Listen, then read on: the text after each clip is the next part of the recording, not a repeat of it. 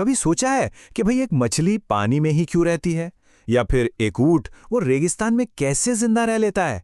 आज हम जानवरों की दुनिया के इन्हीं कुछ कमाल के रहस्यों को जानने के लिए एक कह सकते हैं एक रोमांचक सफर पर निकल रहे हैं। अब ये सवाल सुनने में तो बड़ा सीधा साधा लगता है ना, लेकिन इसका जो जवाब है वो प्रकृति के सबसे बड़े और सबसे दिलचस्प राज को खोलता है। और वो राज ये है कि हर जीव अपने घर के लिए ही बना है। तो इस रहस्य की तह तक जाने के लिए हमें दो बहुत ही जरूरी शब्दों को समझना होगा। ये दो शब्द ही जानवरों की पूरी कहानी बयां करते हैं। पहला है वासस्थान और दूसरा अनुकूलन। वासस्थान, जिसे हैबिटेट भी कहते हैं, ये सिर्फ एक जगह का नाम नहीं है। सोच कर देखिए, एक शेर के लिए जंगल सिर्फ उसका घर नहीं है। अरे, वो तो उसका रेस्टोरेंट है, उसका किला है, उसका परिवार है, सब कुछ तो वही है। और दूसरा शब्द है अनुकूलन, यानी एडेप्टेशन। ये वो सुपर पावर है जो जानवरों को अपने घर का चैंपियन बनाती है। जैसे जैसे एक गिरगिट का रंग बदलना या फिर एक उल्लू का रात में एकदम साफ साफ देख पाना, ये सब उनकी सुपर पावर्स ही तो हैं। तो फिर तैयार हो जाइए, क्योंकि हम अपने सफर की शुरुआत कर रहे हैं समंदर की गहराइयों से। चलिए एक ऐसी दुनिया में गोता लगाते हैं जहां जिंदगी के नियम जमीन से बिल्कुल ही अलग हैं। और इस दुनिया की कहानी सुनाने के लिए पानी की रानी मछली से बेहतर और कौन हो सकता है भला? तो चलिए इसी से पूछते हैं कि पानी में रहने का आखिर सीक्रेट क्या है। जरा देखिए मछली को, उसका शरीर एकदम किसी रेसिंग बोट की तरह बनाया गया है ताकि वो पानी को चीरकर आगे बढ़ सके। उसके जो पंख और पूंछ है वो उसे एक स्टीयरिंग व्हील की तरह दिशा देते हैं। और सबसे कमाल की चीज वो है उसके गलफड़े, जो उसे पानी के अंदर सांस लेने की शक्ति देते हैं। कमाल है ना? देखिए ये होता कैसे है, बड़ा सिंपल है। मछली मुंह से पानी अंदर लेती है, उसके गलफड़े पानी में घुली हुई ऑक्सीजन को सोख लेते हैं और फिर बाकी का पानी बाहर निकाल देते हैं। बस यही 3 कदम मछली के जीवन का आधार है। और इसी वजह से वो पानी के बिना जिंदा नहीं रह सकती, ठीक वैसे ही जैसे हम हवा के बिना। और हाँ, ये मत सोचिएगा कि ये सुपर पावर सिर्फ मछली के पास ही है। जरा बत्तखों और मेंढकों के जालीदार पैरों को देखिए। ये बिल्कुल किसी नाव के चप्पू की तरह काम करते हैं और उन्हें पानी में तेजी से तैरने में मदद करते हैं। तो ठीक है, अब पानी से बाहर निकलकर जमीन की दुनिया में कदम रखते हैं। ये एक ऐसी दुनिया है जो बहुत विशाल है और जहां हर कदम पर एक नई चुनौती इंतजार कर रही है। यहां इन घास के मैदानों में जिंदगी एक रोमांचक खेल की तरह है।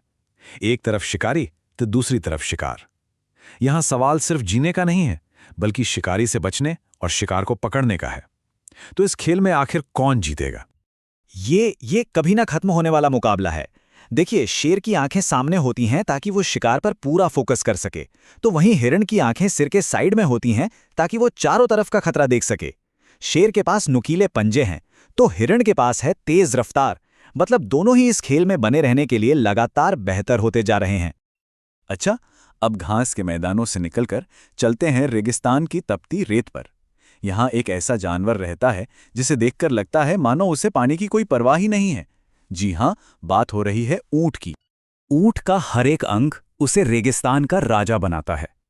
उसकी पीठ पर जो कोबड़ है वो असल में उसका लंच बॉक्स है, जिसमें वो चर्बी यानी फैट के रूप में खाना जमा रखता है। उसके गद्देदार पैर उसे गर्म रेत पर जलने से बचाते हैं और उसकी मोटी चमड़ी वो उसे तेज धूप से बचाती है ना? कमाल का सर्वाइवल किट। रेगिस्तान की आग जैसी गर्मी से निकलकर अब हम सीधे चलते हैं एक बिल्कुल अलग दुनिया में, बर्फीले पहाड़ों की दुनिया में, जहां तापमान इतना गिर जाता है कि सब कुछ जम जाए। तो सवाल ये है कि इतनी कड़ाके की ठंड में ये जानवर आखिर रहते कैसे हैं? देखिए, यहां जिंदा रहने का बस एक ही मंत्र है, गर्मी, गर्मी और बस गर्मी। तो आइए देखते हैं कि ये जानवर खुद को गर्म रखते कैसे हैं। असल में इनके पास अपना खुद का परमानेंट विंटर कोट होता है।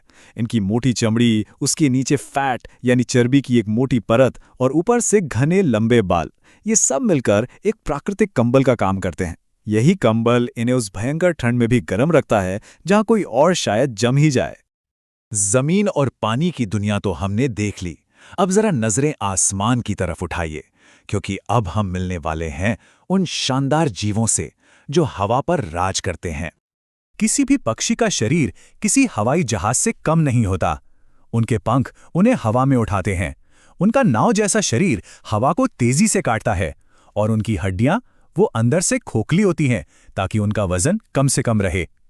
उनकी छाती की मांसपेशियां बहुत मजबूत होती हैं जो पंखों को ताकत देती हैं और पूंछ से वो दिशा बदलते हैं।